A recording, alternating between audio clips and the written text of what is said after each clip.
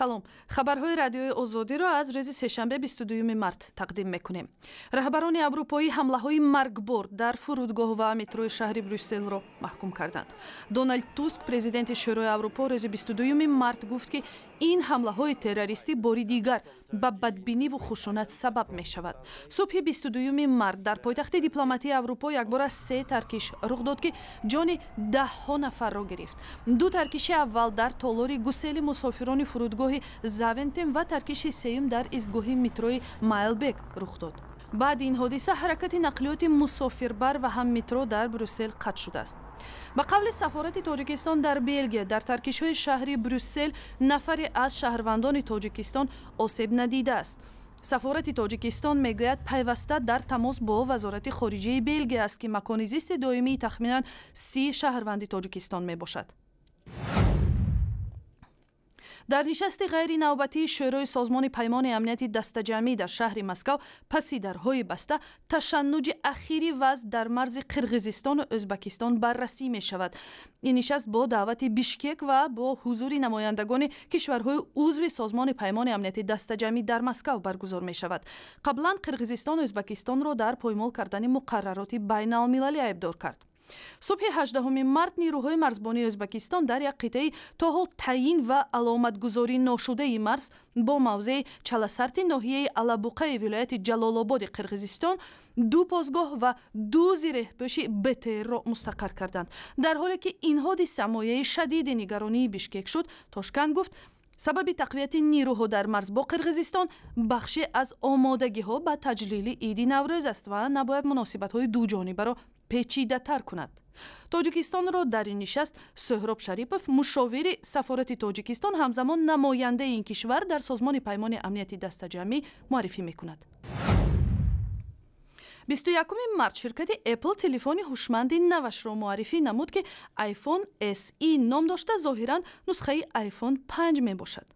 оинаи он ба 10 сантиметр баробар буда нархаш аз $399 шурӯъ мешавад. ҳадаф аз нусхаи телефони арзонтару хурдтар ин будааст ки Apple мехоҳад дар бозорҳои бузурги шабеҳи Чин коҳиши таваҷҷӯҳ ба iPhone-ро аз байн барад. нархи iPhone 6 ва iPhone 6 Plus ки соли 2014 ба фурӯш бароварда шуданд, аз $649 оғоз меёбад.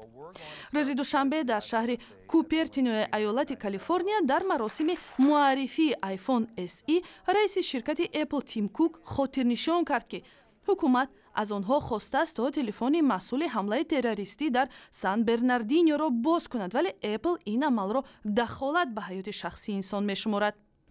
We did not expect to be in this position at odds with our own government. мо намехоҳем худро ба ҳукуматамон муқобил гузорем, вале мо шадидан аз он ҷонибдорӣ мекунем ки масъулияти мо ҳифзи маълумоти шумо ва ҳаёти хусусии шумо мебошад. ин масъала ба ҳамаи мо дахл дорад ва мо масъулияти худро канор нахоҳем гузошт. баҳси ҳукумати Иёлоти Муттаҳидаи Амрико ва ширкати Apple дар додгоҳ идома дорад. шориҳон тахмин мекунанд ки додгоҳ аз ҳукумат ҷонибдорӣ карда Apple-ро ба боз намудани асрори телефони масъули ҳамлаи маргбори Сан-Бернардино водор хоҳад кард. дар душанбе шоҳҷоизаи мусобиқаи гӯшти ба муносибати Иди Наврӯзро паҳлавони тоҷик Муҳаммад Мурод Абдураҳмонов ба даст овард. Абдураҳмонов дар вазни беш аз 100 кило дар марҳилаи ниҳоии мусобиқа ҳарифи худ аз ноҳияи рӯдакиро дар муддати 15 сония мағлуб кард. ба ғолиби мусобиқаи гӯшти мошини сабукрави тамғаи Toyota Hyundai тақдим шуд.